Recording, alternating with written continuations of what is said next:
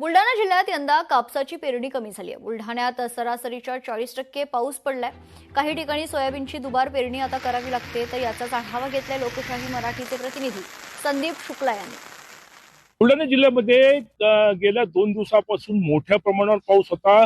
पावसाने पूर्ण जिल्हा व्यापला होता, परंतु आता आजपासून या पावसाने उघडीप दिलेली आहे आणि त्यामुळे जिल्ह्यामध्ये शेतकरी हे शेतीच्या कामामध्ये लागलेले आहेत।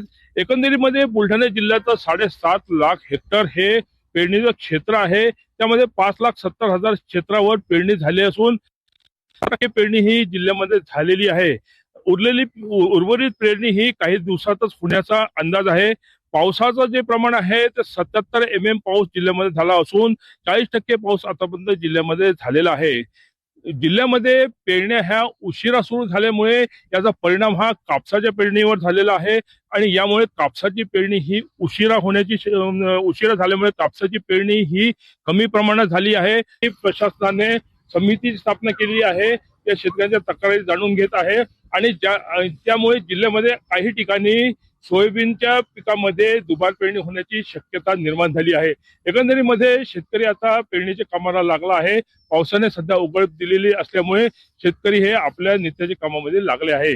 लोकशाही मराठीसाठी संदीप शुक्ला, बुलढाणा। आज 5,70,000 हेक्टरवर जी आहे आज पेरणी झालेली आहे, जी काही 77% पेरणी आहे।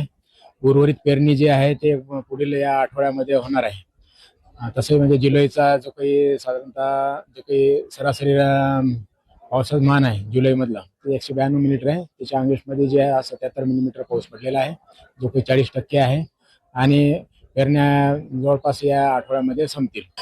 यामध्ये थोडासा पेरणीला उशीर झाल्यामुळे जे काही कापसाचं नियोजन केलं होतं, थोडं कापसाच्या नियोजनाप्रमाणे जे आहे ते पेरणी आपल्याला कमी दिसून येत आहे आणि सोयाबीन तूर जी आहे याच्यामध्ये वाढत आहे।